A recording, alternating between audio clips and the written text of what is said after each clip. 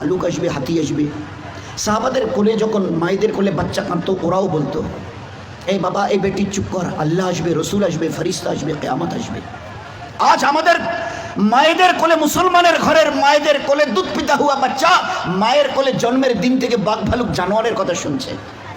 সাহাবাদের ঘরের মা বোনদের কোলে জন্মের দিন থেকে আল্লাহ, রসুল, ফেরেশতা, কিয়ামতের কথা শুনে বড় হচ্ছে। কেন ফারাক হবে না? সাহাবাদের ঘরের মায়েরা যখন বাচ্চাকে কোলে তুলে নিত দুধ পান করাবার জন্য, আমাদের ঘরের মা বোনেরা দুধ পান করায়। লক্ষ্য করে দেখবেন, কারোর সঙ্গে কোমর বেঁধে ঝগড়াও করছে, বাচ্চাকে দুধ পান করাচ্ছে।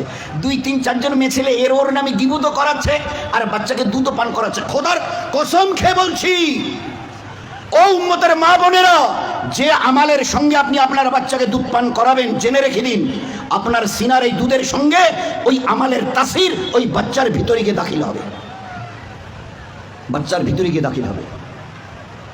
হ্যাঁ, ওইসব গিবত, ঝগড়া, কুচ কাচাল, শাশুড়ি বউ, এসব ছাড়ুন, এসব ছাড়ুন। আজকে সাহাবাদের ঘরের ওই দিন মা বোনেরা বাচ্চাকে, ছোট বাচ্চাকে, 6 মাসের, 1 বছরের, 2 বছরের বাচ্চাকে কোলে নিয়ে নবী আর রসুলদের কেচ্চা শোনাতো। হায় হায় হায়, আজ আমাদের ঘরের মা বোনেরা 6 মাসের বাচ্চা, 1 বছর, 1.5 বছরের বাচ্চা যদি একটু ক্যাচাল করে, মোবাইলটা চালু করে দিয়ে হাতে তুলে দেয়। এ আমার কলিজার টুকরে বেটা, এই আমার কলিজার টুকরে বেটি, তুই এই ছেলে ছোট ছোট বাচ্চাদের বেহায়া নাচ গান এগুলো দেখতে থাক, গুনার আমলটা করতে থাক, আমি গিয়ে তোকে চুপ করিয়ে গিয়ে রান্নাটা করি।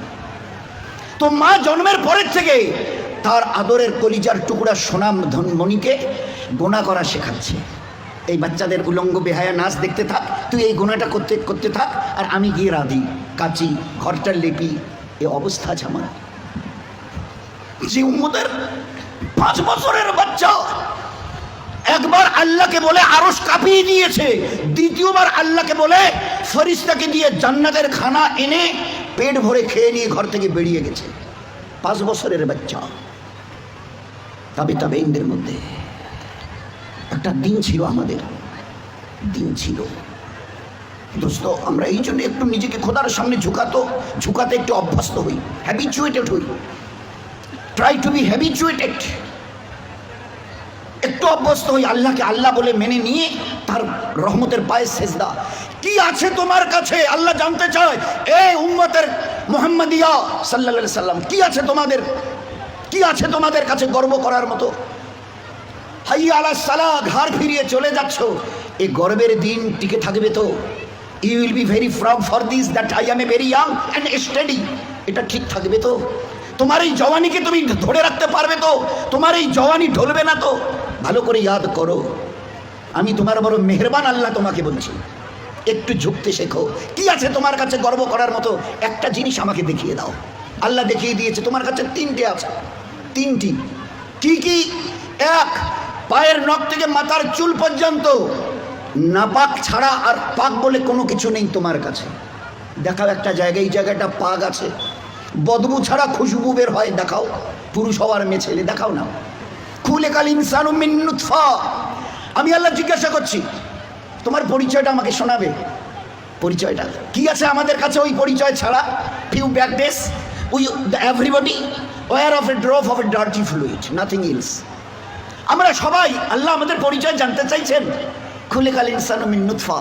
আমরা বড় ওই নাপাক মনির কাতরা থেকে আমরা জন্ম নিয়েছি। আমাদের পরিচয় few back days we are A drop of a dirty fluid. আমরা এক বিন্দু নাপাক মনির কাতরা, এর চাইতে বড় পরিচয়। আচ্ছা, তোমার পায়ের নখ থেকে মাথার চুল পর্যন্ত একটা জায়গা দেখাবে যেখান থেকে খুশবু বার হয়, দেখাও। নাক থেকে যদি করো, স্বামীও পর্যন্ত বলবে নাকটা একটু ঘুরিয়ে ওই দিকে। মুখ দিয়ে অক করো যদি, তো ছেলেমেয়েরা বলবে আম্মু তুমি এটা কি করছো? পায়খানা পেশাবের রাস্তা দিয়ে হলে তো কথাই নেই। কান থেকে যদি কিছু বেরোয় তো কথাই নেই। চোখের এই জায়গা থেকে যদি বেরোয় তো পাশে কেউ বসতে দেবে না। এরপরে পুরো শরীরের এক একটা লোমের গোড়া থেকে যদি একটু করে ঘাম বের হয়, তো আমার নিজের বিবি, নিজের বেটা বেটি বলবে না আব্বু, স্বামী একটু হাতটা দাও তো, একটু চুমু দিই। চুমু দি, ঘাম বেরোচ্ছে তো, তুমি তো হাজারো হলে আমার স্বামী, তুমি তো আমাদের আব্বু, তা একটু দাও না, একটু চুমু দিই। কেউ সবাই আব্বু একটু হাতটা সরিয়ে নাও না, ঘাম বেরোচ্ছে। এই তো তোমার পরিচয়। পায়ের নখ থেকে মাথার চুল পর্যন্ত বদবু ছাড়া কোথাও। 3, খুলিকাল ইনসানু মিন জাইফা। তোমরা বড় দুর্বল। আমি জিজ্ঞাসা করছি, 3.5 হাতের একটা এইরকম শরীর, সুটাম চেহারা, আচ্ছা তোমার পিঠে কি বসে আছে? এইভাবে 2-3 বার দেখার পরে বলবে কই দেখা তো যায় না। আচ্ছা, তা তুমি না খুব বুদ্ধির বড়াই করো, মডার্ন টেকনোলজি আর সায়েন্সের খুব গালগপ্প করো, তোমার নিজের পিঠে কি বসে আছে তুমি বলতে পারো না? বলে না, তা জানি না। আচ্ছা 10 মিনিট পরে তোমার পজিশন অবস্থা কি থাকবে জানো তুমি? বলে আমরা কিচ্ছু জানি না। বাজারে যাবে বলে ব্যাগ নিয়ে মোটর সাইকেলের হুকে আটকে দিয়ে স্টার্ট করে খালি বাজারে গিয়ে স্ট্যান্ড করে খালি পা দিয়ে স্ট্যান্ডটাকে খালি ঠিক করে দিয়েছে, পিছন থেকে একটা গাড়ি এসে ধাক্কা দিল আর সঙ্গে সঙ্গে ডেথ, লাশ নিয়ে বাড়ি চলে গেল। এসেছিল বাজার করতে, বড় ঝোলা নিয়ে এসেছিল, বড় আশা করে মেহমান অপেক্ষা করছে বাড়িতে। বাজার থেকে ব্যাগে বাজার যায়নি, তার লাশ চলে গেছে বাড়িতে। খুলে কাল ইনসানু মিন জাইফা। 4 আল্লাহ জিজ্ঞাসা করছে আব্দুর রহমান বয়স কত? হ্যাঁ আল্লাহ 42 চলছে। বাকি কত? I know nothing about my age. Nurjahan তোমার বয়স কত চলছে? আল্লাহ 45 চলছে। আচ্ছা এরপরে আর বাকি কত? তা আল্লাহ আমি কেমন করে বলবো? না তোমার নিজের বয়স। তাহলে তা তো জানি না। এই তো তোমার অবস্থা, এই তো তোমার অবস্থা। তুমি এক বিন্দু নাপাক, তুমি বড় দুর্বল, তুমি বড় বদবুদার, আর তুমি তোমার নিজের 10 মিনিট পরের অবস্থা তাও তোমার জানা নেই। এরপরেও যে আল্লাহ তোমাকে তিলে তিলে তার দয়ায় এই সেকেল স্রোত আর এইরকম হায়াত দিয়েছে, একবারও তার কথা ভাবো না, একবারও তার কথা ভাবো না যে কত দয়ায় তিনি তোমাকে প্রতিপালিত করেছেন। দেখবেন সবাই, আমরা তো ওই সময় থাকি না, ওখানে মেয়েরাই থাকে। বাচ্চা যখন জন্ম নেয় না, তো যারা দাদি নানি চাচি যারা ওখানে ভিতরে থাকে, ও তারা এবারে বাচ্চা বের হবার পরে এবারে হাতটার নখগুলো ভালো করে দেখে থাকে, কানটানগুলো ঠিক আছে কিনা, সব কিছু চোখটোকগুলো, হ্যাঁ ঠিক আছে গো, ঠিক আছে, খবরদার বাচ্চা ছেলে হয়েছে মেয়ে হয়েছে, ঠিক আছে সব ঠিক হয়ে আছে, সব আছে, চোখ আছে, গুরু আছে, মাথায় চুল আছে, হাত পা ওর নখটুকু পর্যন্ত বেশ গুজিয়েছে। আচ্ছা তো মুখে দাঁত কটা নেই কেন? কখনো ভেবেছ? এ জগতের ইনসান ভেবেছো কখনো? সব বলছো ওকে, আচ্ছা দাঁত কটা যে নেই? আল্লাহ জবাব দিয়েছে তোমাকে বাঁচাবার জন্য। ওই সময় তোমার মুখে দাঁত কটা, যে আল্লাহ তোমার সব কিছু দিয়েছে, হাতের পায়ের নখ পর্যন্ত আছে, 2-4-5 দিন পরে কেটে দিতে হয়, সেখানে দাঁত কটা দিইনি কেন? তোমাকে বাঁচাবার জন্যে। আমাকে চেনো আমি কত বড় মেহেরবান তোমার জন্যে। শুধু তোমাকে বাঁচানোর জন্যে তোমার মায়ের পেট থেকে বেরিয়ে আসার সময় তোমার মুখে দাঁত কটা দেয়নি। যদি দাঁত কটা পেতে না, তো মায়ের সিনার ওই নরম গোশে স্তনে কামড় দিয়ে দিয়ে ক্ষতবিক্ষত ঘা করতে, 3-4 দিন ওইভাবে ঘা তাজা হওয়ার পরে মায়ের চোখের সামনে তুমি তরপাতে, জবাই করা মুরগিকে যেভাবে তরপাতে দেখো ওইভাবে মায়ের সামনে তরপাতে, আর তরপাতে মরে যেতে তুমি। তোমার মা একটাবার বুকে তুলে তার নিজের সিনা তোমার মুখে লাগাতো না, এই জন্য তুমি কামড় দিয়ে ঘা করে দিয়েছো। আমি বাঁচাবার জন্যে সব কিছু তোমার মায়ের পেটে বানিয়েছি, পুরো ফিগারের যা কিছু প্রয়োজন, each and everything has been given from myself, শুধুমাত্র except your teeth, তোমার দাঁত বাদ দিয়ে, যেখানে আমি তোমাকে আমার দয়ায় বাঁচাতে চাইছিলাম। ওই জন্য দাঁত কটা দিনই, নয়তো মায়ের স্তনকে কেটে ছিন্ন বিচ্ছিন্ন করতে, মায়ের চোখের সামনে তরপাতে তুমি মরে যেতে। একটাবার চিন্তা করেছো আমার কথা? তোমার প্রতি কত দয়া করেছি। ফের এই বাচ্চাটা হাদিসে পাকের মধ্যে এসে আস্তে আস্তে যখন বড় হয়, তার বুবুকে, ভাইকে, আব্বাকে কিছু খেতে দেখে, শব্দ এর কানে আসে, আমারও ওই রকম দাঁত থাকলে আমিও খেতাম।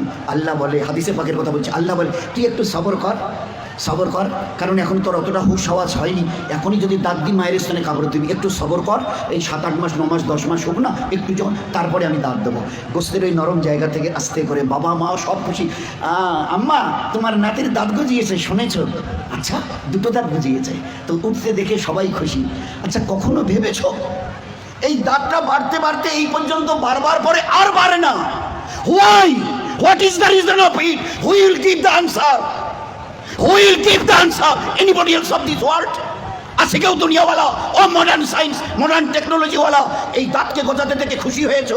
বাড়তে বাড়তে এই পর্যন্ত বেড়ে গেছে, তারপরে আর বাড়ে না। কোন দুনিয়ার মডার্ন টেকনোলজি এর পেছনে কাজ করেছে বলো না? দেখেছো আমার দয়া? তারপরেও যদি যেভাবে বাড়ছিল, যদি আর 6টা মাস বাড়তো না, তোমার নিজের চেহারা আয়নায় দেখলে তুমি একবার দেখে আটকে উঠে বেহুশ হয়ে মরে যেতে, অজ্ঞান হয়ে মরে যেতে। কি বিকট চেহারা, নিচের দাঁতগুলো বেড়ে গিয়ে এইরকম, উপরের দাঁতগুলো বেড়ে গিয়ে এইরকম হতো তোমার চেহারাটা, বিকট একটা চেহারা হতো। আমি ওটাকে কন্ট্রোল করেছি। এই বাচ্চা তখন 7-8-10 মাসের, 1 বছর 1.5 বছরের বাচ্চা দেখে দাদা কি যেন, ভাইজান যেন কি কর্মর করে চিবোচ্ছে, বুবু যেন কি একটা খাচ্ছে শক্ত মতো, আব্বু যেন কি একটা শক্ত মতো চিবোচ্ছে, শোনা যাচ্ছে। আসমান থেকে আওয়াজ আসে, তুই একটু সবর কর না, তোকে হালকা জিনিস খাওয়াবার জন্য যে দাঁতটা এখন দিয়েছে ওটার নাম হচ্ছে দুধ দাঁত। এর ক্যাপাসিটি কম। হালকা জিনিস চিবোতে পারবি, শক্ত জিনিস চিবোলে না ও দাঁত ভেঙে যাবে। তো তুই একটু সবর কর। ফের কদিন পরে একটা করে নড়া শুরু করে, আম্মু এ দাঁতটা নড়ছে, ফের একটা একটা করে 32 টাকা আমি ট্রান্সফার করি, ফের ওখান থেকে গজানো শুরু করি। এইবারে তুমি নিজের দাঁত দিয়ে যত শক্ত হাড় হোক, পেয়ারা হোক, যা কিছু মন চায় খুব কর্মড়িয়ে চিবিয়ে খাও, কোনো অসুবিধা হবে না। এত বড় দয়ার দান দেখেও তুমি একটাবার আমার সামনে ঝুঁকাবে না? আচ্ছা, আমার কাছে তোমাকে ফিরে আসতে হবে না? বলো বলো যে ফিরবে না, ফিরবে না। আজ তুমি আস্তিন গোটাও, লাল চোখ দেখাও, আমার জমিনে দর্প ভরে পা রেখে চলো। আচ্ছা, তোমার কি মনে হয় তুমি আমার সঙ্গে মোকাবেলায় আসবে? আসবে? তোমাকে সেজদা করতে না, না, ওসব আমাদের দ্বারা হবে না। হয় হয় হয়, কি আছে তোমার কাছে গর্ব করার মতো? আর আমার সঙ্গে তুমি পাল্লা দেবে, মোকাবেলায় আসবে, কি আছে তোমার কাছে বলো না? এর মাস আজকের যেটা ফুলছে মাসল, এটাকে না আর এই দিকে ঝোলা মানে ফুলাতে পারবে না। শত চেষ্টা যদি করো তো উপরের দিকে নয় নিচের দিকে ঝুলে থাকবে। যে দাঁত আজকে কর্মড়িয়ে অন্যের দিকে লাল চোখ করে তাকাও, এই চোখ আজ বাদে কাল ঝাপসা হবে। এ দাঁত তোমার কাছ থেকে তোমাকে জিজ্ঞাসা না করে বিদায় নেবে। এ কালো চুল তোমাকে না বলে সাদা হবে। এ শক্ত বডির মাসল এ তোমাকে না জিজ্ঞাসা করে গোস্ত আস্তে আস্তে চামড়া ঝুলে থাকা শুরু হবে। আমার কাছে কি তোমার কাছে আছে মোকাবেলা করার মতো? কিছুই আমি করব না। শুধু তোমার বয়সটুকুকে একটু যদি বাড়িয়ে দিই, ও আম্মেরহু নুনাক্কিসহু ফিল খালক, মায়ের পেট থেকে বের হয়ে যেভাবে মুখ থুবড়ে পড়েছিলে, নিজের পায়খানা নিজের হাতে ওইভাবে ছেনিয়ে নিজের মুখে দিয়েছিলে না, আমাকে তুমি কি দেখতে চাও? একটু যদি হায়াতটুকু বাড়িয়ে দিই, মুখ থুবড়ে পড়ে থাকতে হবে। পাশ দিয়ে কেউ হেঁটে যেতে রাজি হবে না, কারণ দেখলেই বলবে কেউ আমি একটু বাথরুম যাবো, আমার একটু হাতটা ধরে তুলে দাও তো। কেন কি তোমার ওই পিছনের দিন কটা মাসেল ফুলানো, লাল চোখ করা, জমিনে দর্প ভরে চলার ওই দিনগুলো কোথায় গেল আমি জানতে চাইছি।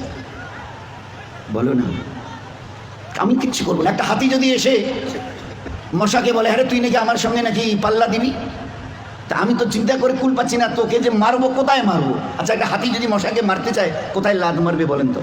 তো আল্লাহ যদি আমাদের মতো 3 হাতের একটা কমজোর নাপাক ইনসানকে আল্লাহ যদি টোকা দিতে চায়, তো আল্লাহ কি জিজ্ঞেস তোর কোথায় টোকা দেবো বলতো? আমি আল্লাহ শত আসমান জমিনকে একদিন আমি আমার হাতের তালুতে নেব। লিল্লাহিল ওয়াহিদিল কাহার, শত আসমান ও জমিনকে আমি একদিন আমার হাতের তালুতে। ও আল্লাহ কত বড়! আর ওই আল্লাহর মোকাবেলায় যদি আমি আসি, তো আল্লাহ কি বলবে? ওই হাতির মতো মশাটাকে যদি বলে, হ্যাঁ তোরে আমি কোথায় ধরি আর কোথায় মারি বলতো?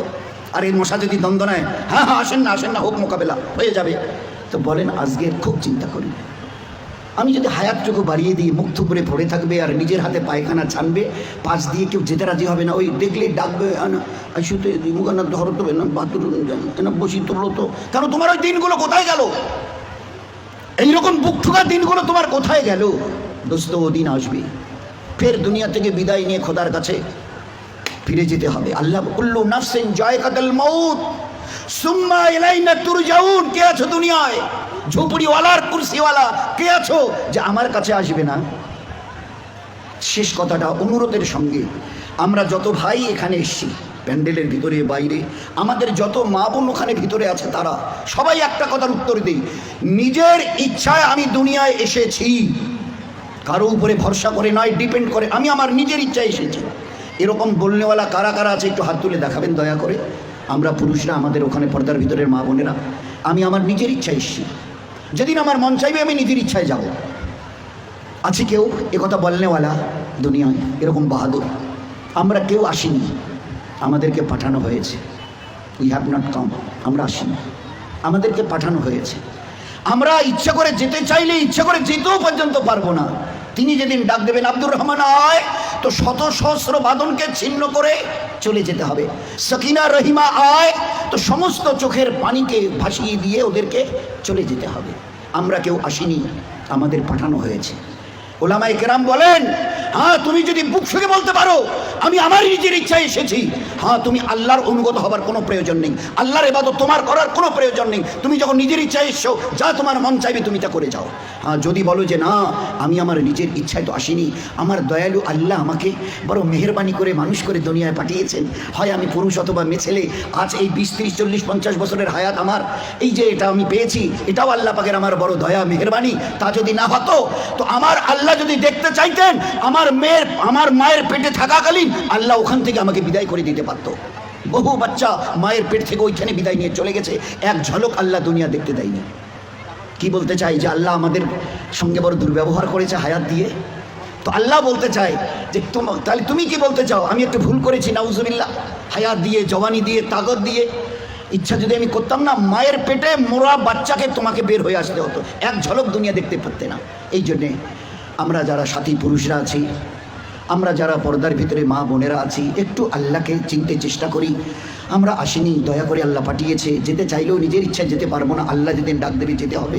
আসা যাওয়া দুটোই যখন আল্লাহর ইচ্ছায়, তো মাঝখানের এই কটা দিন নিজের ইচ্ছায় চলে জীবনটাকে যেন বরবাদ না করি। দুনিয়ার জীবনও বরবাদ হবে, আখিরাতের জীবনও বরবাদ হবে। বরবাদের লাস্ট কথাটা হলো এই, তুমি আমার ইবাদতকে ছেড়ে দাও, দুটো জিনিস তোমাকে আমি দেব। এক, যতদিন দুনিয়ায় বেঁচে থাকবে, চাই পুরুষ হও অথবা মেয়ে ছেলে, আমার ইজ্জত জালালের কসম, দুনিয়ায় তোমার জীবন যাবে অশান্তির আগুনে জ্বলতে, মরণের পরে তোমার জীবন যাবে জাহান্নামের আগুনে জ্বলতে। না দুনিয়ায় শান্তি, না আখিরাতে। দুনিয়ায় তোমার যতদিন 100 বছরে যদি বেঁচে থাকো, দুনিয়ায় তোমার জীবন যাবে অশান্তির আগুনে জ্বলতে, মরণের পরে তোমার জীবন যাবে জাহান্নামের আগুনে জ্বলতে। এই জন্য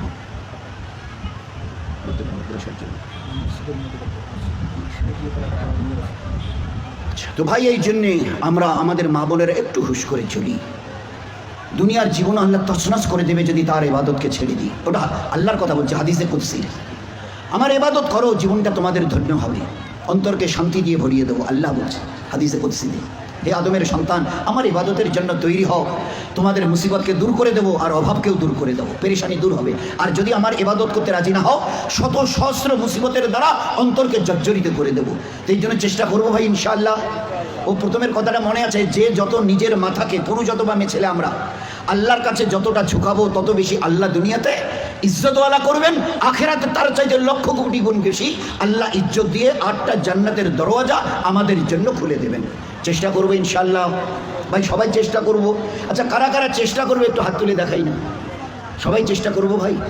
আল্লাহ আমাদের সবাইকে তৌফিক দিক। এটা এই জন্যেই আমি যেতে চাই আর না চাই, যে জমিনের উপরে আজকে দর্প ভরে চলছে, কাল এই জমিনের নিচে আমাকে শুয়ে থাকতে হবে। শেষ কথা আসি মহাসবের ওই কথাটা, একটা মসজিদকে করবার জন্যে, মসজিদ আল্লাহর ঘর, এর চাইতে দামি জায়গা আর দুনিয়াতে নেই। হাদিসে পাকের মধ্যে এসে মসজিদ আল্লাহর ঘর। দ্বিতীয় হাদিসে পাকের মধ্যে এসে মসজিদ জান্নাতের টুকরা, মসজিদ জান্নাতের টুকরা। যে মসজিদকে মহব্বত করে আল্লাহ তাকে মহব্বত করেন। যে মসজিদে বারবার আসে, যে মসজিদে বারবার আসে, মসজিদ তার জন্য খাস করে দোয়া করে। কে দোয়া করে ভাই? কার কথা বললাম? বলেন না কার কথা বললাম? মসজিদ, তার যে বারবার মসজিদে আসে, মসজিদ আল্লাহর ঘর, তার জন্য দোয়া করে। বারবার যে মসজিদে আসে, আল্লাহর নবী বলছেন তাকে মকবুল হজের মতো সওয়াব দেওয়া হয়। যে বারবার মসজিদে আসে, আল্লাহ বলে ও তো আমার পড়োশি, প্রতিবেশী, ও আমার মেহমান, খালি হাতে ফেরত দিতে আমার নিজের লজ্জা করে। তো দুনিয়াতে সবচাইতে আল্লাহর কাছে মেহবুব জায়গা হলো মসজিদ। আহাবুল বিলাদে ইলাল্লাহি মাসজিদুহা, আফগাজুল বিলাদে ইলাল্লাহি মাসাকুহা। আল্লাহর কাছে দুনিয়ার মধ্যে, গোটা দুনিয়ার মধ্যে সবচাইতে দামি জায়গা হচ্ছে মসজিদ। আর এই মসজিদে যে কিছু হিস্সা নেয় আল্লাহর ঘরকে বানাবার, এ আল্লাহ আমি না পাক, তোমার ঘর পাক, আমার থেকে জর্রা বরাবর তুমি যদি খেদমত নিয়ে নাও, এটা আমার উপরে তোমার বড় মেহেরবানি হবে। তোমার উপরে আমার মেহেরবানি নয়, আমার উপরে তোমার দয়া হবে। আমি একটা নাপাক ইনসান, আর তুমি পাক, তোমার ঘর পাক। মসজিদ জান্নাতের একটা টুকরা, বাগান, জান্নাতের টুকরা। এই আল্লাহ আমার দ্বারা তুমি যদি একটু খেদমত নাও, তো এটা আমার জন্য বড় খুশকিসমত হবে। তো এই জন্য আল্লাহর ঘরকে, আল্লাহর ঘরের ওই মর্যাদায়, ওই জায়গায় রেখে আমরা যদি একটু কিছু করার এরাদা করি, এখন তো লম্বা করার সময় নয়, আরও উলামা হযরতরা আছেন, শেখ সাহেব এসছেন, তো সেই জন্যে একটা খালি ছোট্ট ঘটনা বলে শেষ করি যে আল্লাহর কারণে এরা 3 জন, ওই যাদের কথা বলি, ইমাম হাসান, হোসেন আর জাফর রাদিয়াল্লাহু তাআলা আনহু, এক বুড়িমার ওই বকরি জবাই করে খেয়ে দিয়ে চলে গেছে। বুড়িমাকে বলেছিল যদি কখনো মদিনায় আসো তো আমাদের সঙ্গে দেখা করিও। তা বলে তা তো বলতে পারবো না, আমরা থাকি কোথায়, আপনারা থাকেন মদিনায়। তো যাই হোক, আল্লাহর কি ইচ্ছা ছিল, মদিনায় চলে গেছে। ইমাম হাসান রাদিয়াল্লাহু তাআলা আনহু বাজারের দিকে যাচ্ছেন, একটা মেয়ে ছেলে, বুড়ি বয়স্কা, বাজার থেকে আসছে। উনি ভারী মেয়ে ছেলেটাকে কোথায় যেন দেখেছি। ও হো, এ তো ওই মেয়ে ছেলে আমাদের হজের সফরে বকরি জবাই করে খাইয়েছে। বুড়ির কাছে গিয়ে সালাম, বুড়িমা আপনার বাড়ি কি মদিনায়? তাহলে না বাবা, আমরা অন্য এলাকার লোক, মুসাফির, এখানে এখন মদিনায় থাকি। আচ্ছা তুমি আমাকে চেনো? তা বলে না বাবা চিনি না। তাহলে 3 মেহমানকে তুমি একটা বকরি জবাই করে? হ্যাঁ তা খাইয়েছিলাম। বলে ওই 3-এর আমি একজন। তা তোমার বুড়া মিয়া কই গো?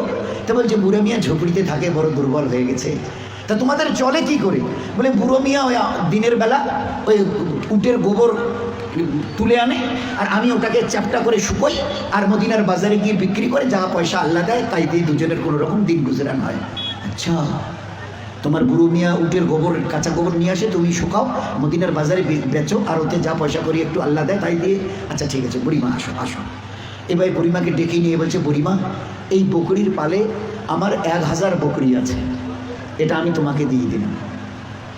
তা বুড়িমা বলছে বাবা আমরা গরিব বলেই তুমি মজাক করছো। বলে না না বুড়িমা, তুমি কত এহসান করেছিলে, তোমাদের জীবন ধরনের একটা বকরিও আমাদেরকে জবাই করে আমাদের খাইয়েছিলে, দিনকে সামনে রেখে, দিনকে সামনে রেখে। তো এখানে আমার 1000 বকরি, এটা তোমাকে দিলাম। আর একটু দাঁড়াও।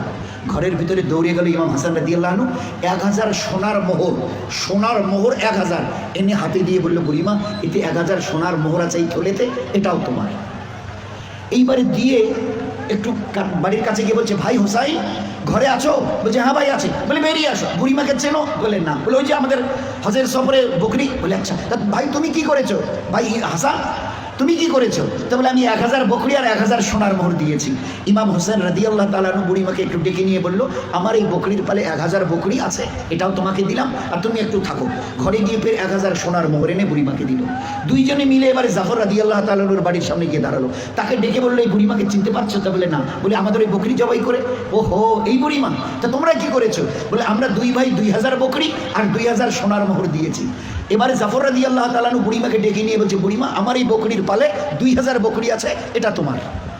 আর ঘরের ভিতরে গিয়ে এবারে ফের 2000 সোনার মোহর এনে এবারে বুড়িমাকে দিয়ে বললো এটাও তোমার। তো বুড়িমা অতটা সোনার মোহর কি করে নেবে? 2000 1000 আর 1000 কত হয় ভাই? 4000 সোনার মোহর। বলছে আমি তো এতটা নিতে পারবো না গো, আমি কি করে নেবো বলো, আমি বুড়ি মানুষ। তো ইমাম হাসান রাদিয়াল্লাহু তাআলা বলে বুড়িমা দাঁড়ো। কয়েকটা ছেলেকে ডেকে বললো এ বাবুরা শোনো, আমরা তোমাদের বেতন দেবো, এই সোনার মোহরগুলো আর এই 4000 বকরি এখানে আছে, এগুলোকে হেঁকিয়ে নিয়ে এই বুড়িমা যেদিকে যায় তাদের বাড়ি পর্যন্ত পৌঁছে দিও, আমরা তোমাদের মজদুরি দেবো। এবারে বাড়ির কাছে গিয়ে বুড়িমা এবারে ডাকছে ও বুড়া মিয়া ঘরের ভিতরে আছো, বার হও বার হও। তো একবারে বুড়ো মেয়ে তাড়াতাড়ি করে বেরো। বলে কেন ওভাবে ডাকছো গো? তা বলে এতে 4000 বকরি আছে, আর এই যে ছেলেটার কাছে এই যে থলে দেখছো না, এতে 4000 সোনার মোহর আছে, এগুলো সব আমাদের গো। তো বুড়া মিয়া বলছে এক পা কবরে চলে গেছে আর একটা পা নিয়ে কোনো রকম চলছি, এই বয়সে তুমি আমার সঙ্গে ইয়ার্কি করছো?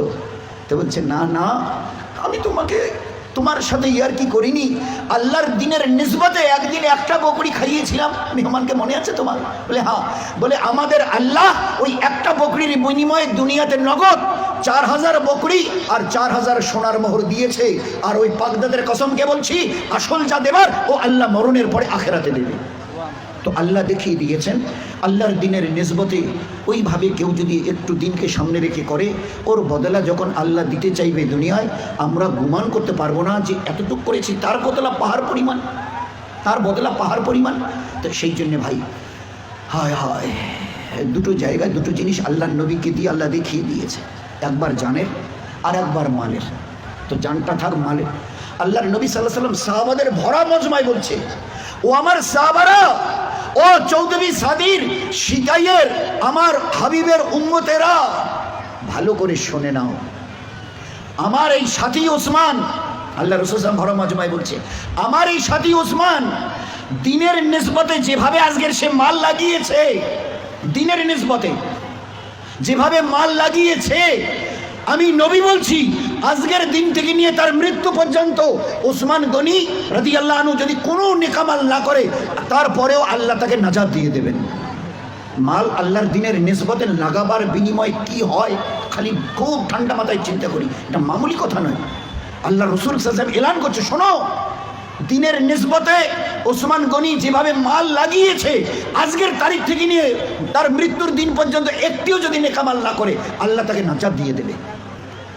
এই জন্যে ভাই দিনের নিসবতে যদি মাল লাগাই তো কত বড় বদলা আল্লাহ পাক দেবেন, এটা আমরা গুমান করতে পারবো না। তো সেই জন্যে মহাসাব বলছিলেন যে আমরা একটা মসজিদ করতে চাচ্ছি, পিলার অনেক দূর পর্যন্ত হয়ে গেছে, বাকিটুকু করার জন্য আমরা সবাই একটু ফিক্রমন্দ হয়েছি। এই মজবাত তো দিনের নিসবতে ডাকা হয়েছে, ফের এটাকে একটু সামনে রেখে আমরা এত সাথে যদি কিছু কিছু যদি একটু হাত বাড়াই, তো আমাদের অল্প অল্প দেয়াটাকে কবুল করে নিয়ে আল্লাহ যদি কিছু করতে চান, আল্লাহর জন্য কোনো মুশকিল নেই। এইবারে হলো যে আমি যে আসার সময় ওরকম কিছু নিয়ে আসিনি, ওইরকম কিছু হবে আমার তো জানা ছিল না। 500, 1000, 2000 নিয়ে আসতাম, তা আমি তো আনিনি।